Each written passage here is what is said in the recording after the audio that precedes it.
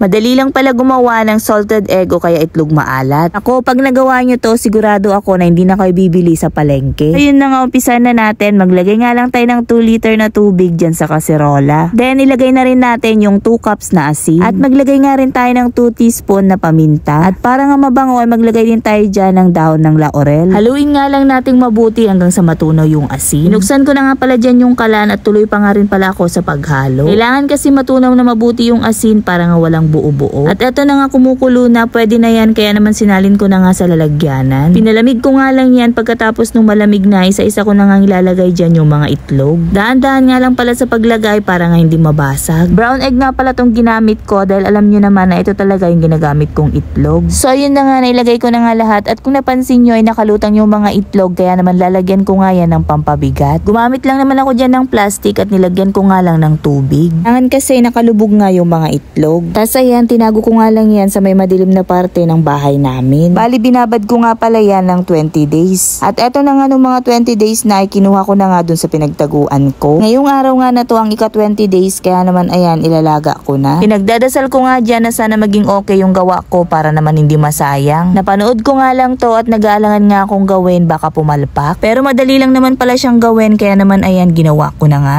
Alam naman natin na mahal nga to sa palengke kaya naman gawa na nga lang tayo para mas makatipid tayo, diba? 10 pirasong itlog nga to at 105 nga yung bili ko dyan. Dito sa amin ay 16 pesos yata yung bintahan ng itlog maalat. So eto na nga mga mare, sinalang ko na at papakuluan ko nga lang yan ng 1 oras. Lutuin nga lang natin yan sa mahinang apoy para nga hindi mabasag. Pero eto nga, may 2 nabasag dahil nakatakip nga yan. Kailangan yata hindi tatakpan para nga sumingaw yung init. At ayan, 1 oras na nga nating napakuluan kaya naman ayan, hanguin na natin.